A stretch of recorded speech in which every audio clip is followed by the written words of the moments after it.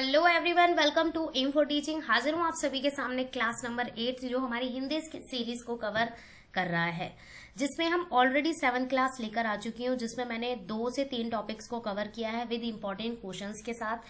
अगर आप लोगों ने नहीं देखी है तो देख लेना।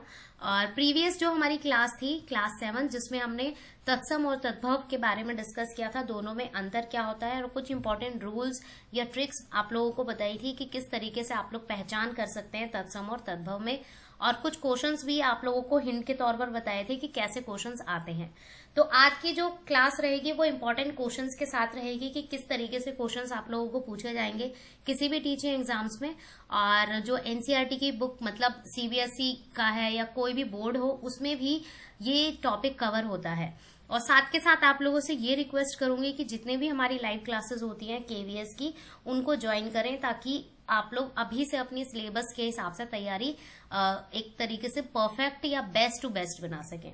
ठीक है, तो आज की क्लास हम कंटिन्यू करेंगे। अगर आप लोगों ने लाइक शेयर एंड सब्सक्राइब नहीं किया है तो कर लेना, ताकि अपकमिंग क्लासेस का नोटिफिकेशन सबके साथ आप लोगों को मिलता रहे। और साथ के साथ जितने भी ऑफिशियल नोटिफिकेशन है व्हाट्सएप ग्रुप पर सबसे ज्यादा या सबसे पहले आप लोगों को ज्वाइन होना है, ताकि एवरी नोटिफिकेशन साथ के साथ और भी सब्जेक्ट से रिलेटेड आप लोगों को अपडेट मिलता रहे। तो सबसे पहला क्वेश्चन है, चाय किस भाषा का शब्द है? तो देखिए, ये क्वेश्चन भी हमारा इंक्लूड होता है तत्सम एंड तद्भव में, क्योंकि ये क्वेश्चन ऑलरेडी हमारे सामने आ चुका है प्रीवियस ईयर के एग्जाम्स में। ठीक है, तो यहाँ पर जो चाय शब्द है वो किस भाषा का शब्द है? तो चाय तो आप लोगों को पता ही होगा। ठीक है, चीनी भाषा का, जापानी, अंग्रेजी या फ्रेंच? तो यहाँ पर जो सही आंसर होगा वो होगा हमारा इसका चीनी भाषा। चाइना की लैंग्वेज है हमारी, राजभाषा जिसे हम कहेंगे। वहां की कोई पर्टिकुलर नेशनल लैंग्वेज तो नहीं है, पर एक तरीके से राजभाषा जिसे हम कह सकते हैं। जैसे हमारी इंडिया की कोई भी नेशनल लैंग्वेज नहीं है, सिर्फ एक राजभाषा है हिंदी। तो उस हिसाब से चाइना के हिसाब से भी ये जो चीनी लैंग्वेज है उनकी राजभाषा है, नेशनल लैंग्वेज नहीं है। और इसे मतलब इस लैंग्वेज को 2 नामों से भी और जाना जाता है। एक तो हान्यू के नाम से भी जाना जाता है, ठीक है, और दूसरा है हमारे सामने इसको हिंदी में ही मैं लिख देती हूँ, जोंगवेन के नाम से भी जाना जाता है इस लैंग्वेज को। मतलब चीनी लैंग्वेज को 2 नामों से भी जाना जाता है। तो वैसे तो इतना ऐसे इस तरीके के क्वेश्चंस नहीं आएंगे, बट हाल फिलहाल के लिए मैं आप लोगों को एज अ अपडेट या एक एक्स्ट्रा नॉलेज के हिसाब से बता रही हूँ। तो करेक्ट आंसर हमारा चीनी है। चीनी शब्द है हमारा चाय। और चीनी लैंग्वेज आप लोगों को पता होगा कि नॉर्मली जो चाइनीज लैंग्वेज है चीनी, वो एक तरीके से भाव चित्र वाली लैंग्वेज है। मतलब कि उसके अंदर जो अक्षर्स वगैरह होते हैं उन्हें मतलब किस तरीके से शो किया जाता है, प्रेजेंट किया जाता है, तो वो आप लोगों ने देखा ही होगा बहुत कहीं ना कहीं जगह लिखे हुए। तो वो उसे एक तरीके से भाव चित्र के नाम से जाना जाता है, क्योंकि जीके का ये क्वेश्चन बन जाता है कि ऐसी कौन सी भाषा है जो भाव चित्र के नाम से लिखी जाती है। तो वो आप लोगों को बताना है एज अ चीनी लैंग्वेज के हिसाब से। ठीक है, और चीनी लैंग्वेज पर्टिकुलर एक लैंग्वेज नहीं है, it is a group of many language. Group of many language, इसके अंदर बहुत सारी लैंग्वेजेस आती हैं जो चाइना में बोली जाती हैं, साथ के साथ अदर कंट्रीज में भी यूज की जाती हैं, बोली जाती हैं। तो ये थोड़ा सा एक्स्ट्रा याद रखना है। बाकी आप लोगों को ये चीज याद रखनी है कि जो चाय है वो चीनी शब्द है। नेक्स्ट है हमारे सामने, स्टेशन किस भाषा का शब्द है? फ्रेंच, अंग्रेजी, डच या चीनी? तो ये तो आप लोग इजीली बता ही दोगे। तो बी ऑप्शन हमारा रहेगा अंग्रेजी। अंग्रेजी के शब्द तो आप लोग इजीली आइडेंटिफाई कर ही लोगे, पहचान ही लोगे। जैसे नॉर्मली रेल को, जैसे रेल है हमारा, रेल कहेंगे हम, इस तरीके से लिख रही हूं मैं। ठीक है, रेल है या ट्रेन है। ठीक है, तो ये सारे के सारे हमारे क्या है, एक तरीके से अंग्रेजी भाषा के ही वर्ड है। और वैसे हिंदी में तो रेल हम इस तरीके से लिखते हैं, बट एक्चुअल में उसे इंग्लिश में ट्रेन कहा जाता है। ठीक है, बट रेल तो हम नॉर्मली अपनी लैंग्वेज में बोलते हैं। रेल को एक्चुअल हिंदी में जो उसका मतलब कि शुद्ध हिंदी का जो यूज है, मतलब कि वो रहेगा लोह पथ गामिनी। ये भी आप लोग कहीं ना कहीं अगर पढ़ा होगा जीके में तो कहीं ना कहीं देख लेना। और ये क्वेश्चन आ चुका है, ये नॉर्मली जस्ट जीके के हिसाब से बता रही हूँ मैं। ट्रेन को हिंदी में, शुद्ध हिंदी में, मतलब हमें बहुत सारे कैंडिडेट्स को नहीं पता होगा, लोह पथ गामिनी बोला जाता है ट्रेन को। और प्लेटफॉर्म, जो रेल प्लेटफॉर्म होता है, उसे वो भी थोड़ा सा मतलब कि मिलता जुलता ही है। प्लेटफॉर्म अगर होगा तो वहां पर लोहपत गामनी विराम विराम बोल सकते हैं या विराम स्थल बोल सकते हैं, ठीक है, तो वो आ जाता है प्लेटफॉर्म के लिए।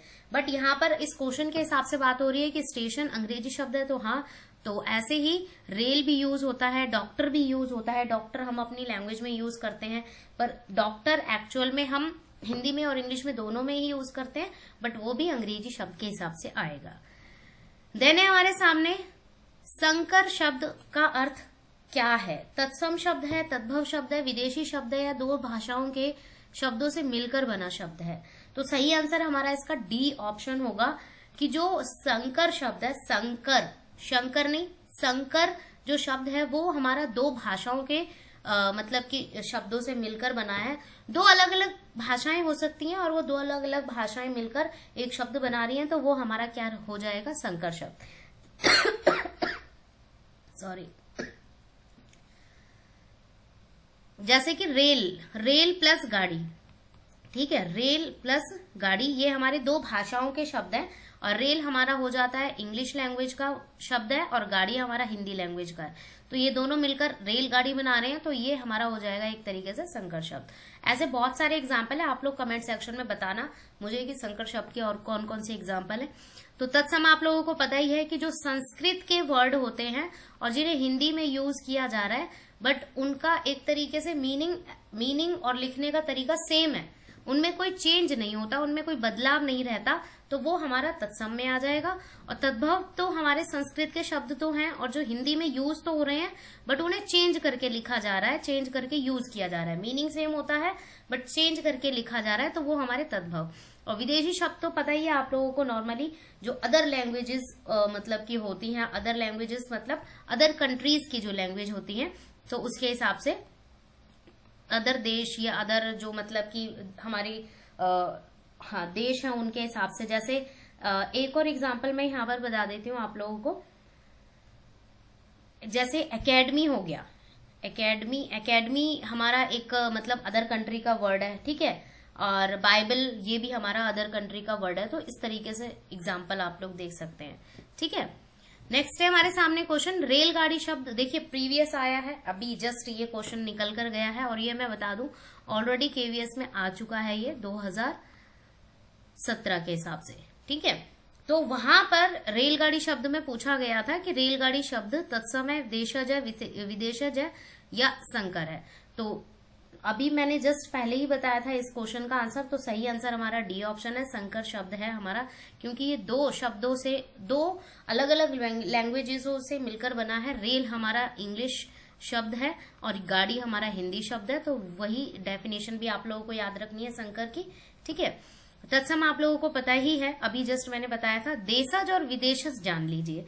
देशज शब्द वो शब्द होते हैं जो हमारी नॉर्मल लैंग्वेजेस के वर्ड होते हैं, जो मतलब कि हम अपनी अपनी भाषाओं में, क्षेत्रीय भाषाओं में यूज किए जाते हैं। क्षेत्रीय भाषाओं के जो शब्द होते हैं उन्हें यूज करना, जैसे झाड़ू, ठीक है, झाड़ू हो गया, थैला हो गया, ठीक है, तो ये हम अपनी क्षेत्रीय भाषाओं में यूज करते हैं, तो ये देशी शब्द होते हैं।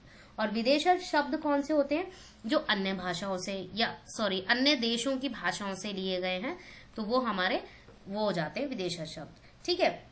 क्लियर है। नेक्स्ट है हमारे सामने क्वेश्चन, वानर का तद्भव रूप क्या है। तद्भव मतलब वही चीज अभी मैंने बताई थी कि जो चेंज करके लिखा गया है, तो चेंज करके लिखा गया है इसे संस्कृत से हिंदी में, तो वानर को क्या लिखा गया है, इस तरीके से बांदर या बांदर। तो देखिए लिखने का तरीका बताना है इसके अंदर, तो सही आंसर हमारा इसका बी ऑप्शन हो जाएगा, बंदर। लास्ट क्लास यानी कि जब मैंने इसको डिस्कस किया था, इस टॉपिक को, तद्भव और तत्सम में डिफरेंस और उनके ट्रिक्स एंड रूल्स बताए थे, तो वहां पर मैंने ये बताया था कि तद्भव और तत्सम में कैसे आप लोग डिफ्रेंशिएट करोगे। तो वहां पर जो ब है, ब का ब हो जाता है, ठीक है। जैसे विवाह, विवाह को अगर हमें उसमें लिखना है, चेंज करके लिखना है तद्भव में, विवाह हमारा नॉर्मली तत्सम है, ठीक है, ये हमारा तत्सम के हिसाब से लिखा है, ठीक है। और इसको अगर मुझे तद्भव में चेंज करना है तो मैं क्या लिखूंगी, ब्याह, ठीक है, तो ये हमारा तद्भव हो जाएगा।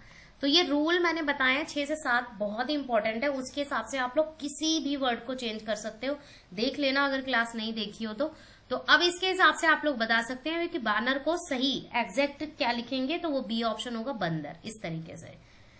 नेक्स्ट है हमारे सामने क्वेश्चन, दर्शन का तद्भव रूप क्या है? दर्शन, तो देखिए एक और रूल बताया था मैंने वहां पर कि जो श होता है वो स में चेंज हो जाता है, मतलब कि तत्सम में श है तो वो तद्भव में क्या हो जाएगा, एक तरीके से श में चेंज हो जाएगा। तो नॉर्मली आप लोग बता सकते हैं, बट चारों ऑप्शन एक जैसे नहीं है, लिखने का तरीका अलग है, पर करेक्ट आंसर बताना है। तो बी ऑप्शन यहाँ पर सही होगा हमारा दर्शन, ठीक है। दर्शन ये हमारा तत्सम शब्द है और दर्शन ये हमारा तद्भव शब्द है, और जो एग्जैक्ट है जिसमें श को स चेंज करके लिखते हैं तो वो करेक्ट होगा हमारा। नेक्स्ट है हमारे सामने क्वेश्चन, निम्न में से कौन सा शब्द तत्सम है? अब तत्सम के बारे में पूछा गया है, उद्गम, खेत, कोट या अजीब।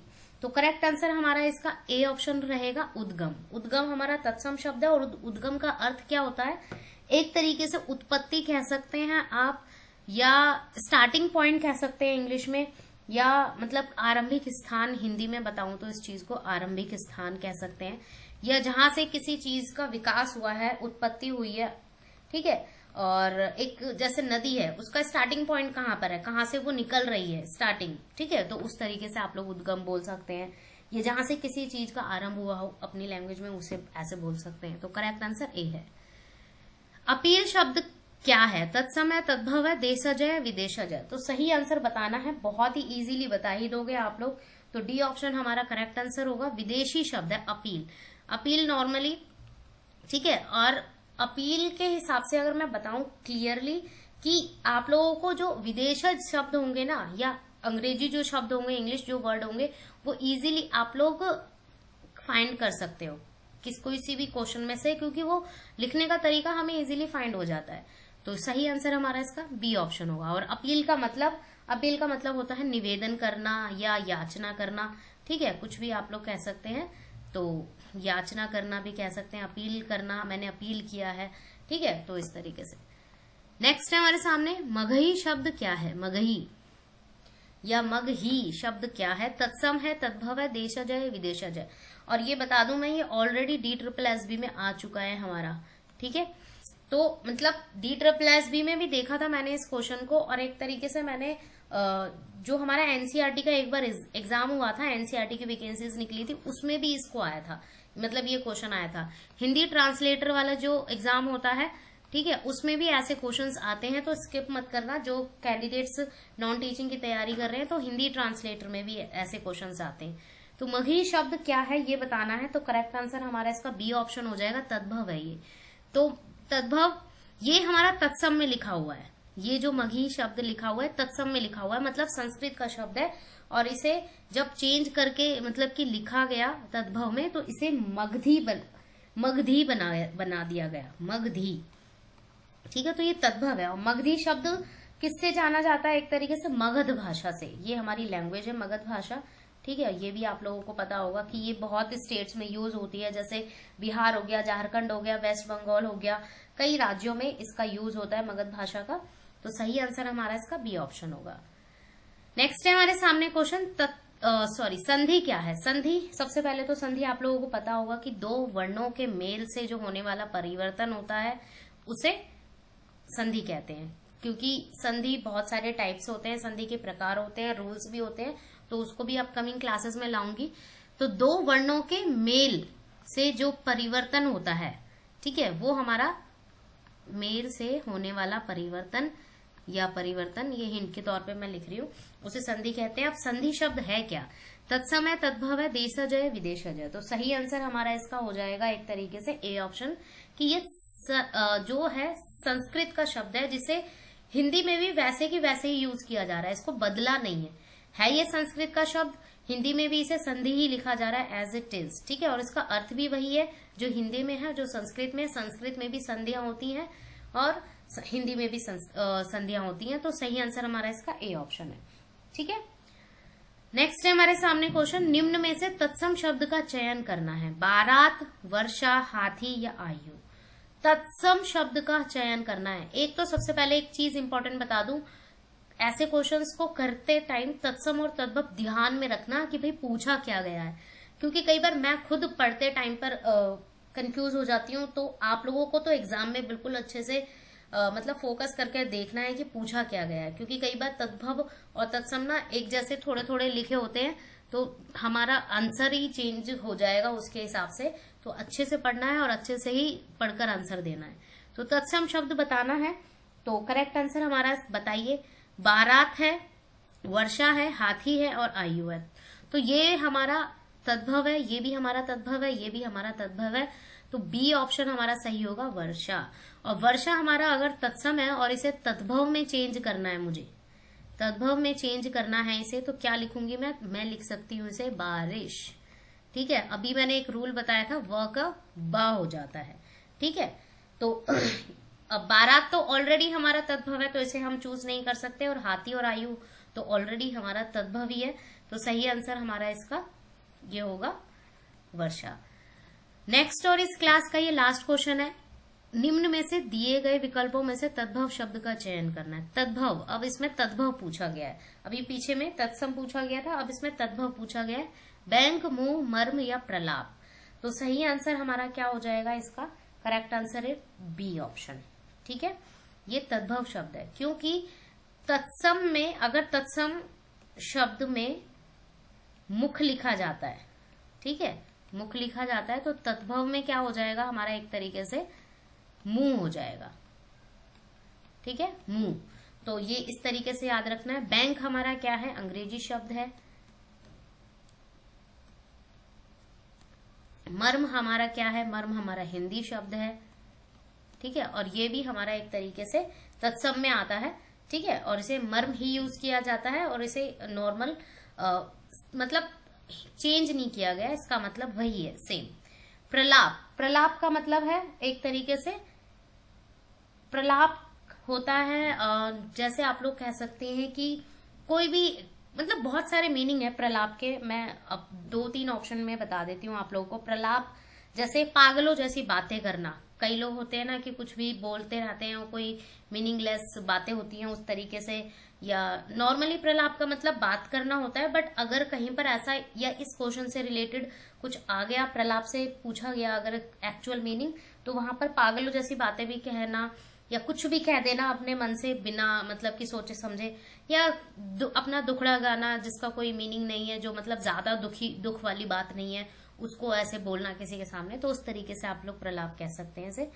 तो इस क्वेश्चन का जो सही आंसर था वो बी ऑप्शन था। तो ये थे टॉप 12 क्वेश्चन जो प्रीवियस ईयर के पेपर में आ चुके हैं। अपकमिंग और क्लासेस लेकर आऊंगी, कोशिश करूंगी कि लाइव क्लास में थोड़ा मजा आता है, क्योंकि बहुत सारे कैंडिडेट्स होते हैं, आप लोग जवाब देते हो और बहुत सारी चीजें पूछते हो, बताते हो, तो उस हिसाब से मुझे लाइव क्लास बहुत अच्छी लगती है।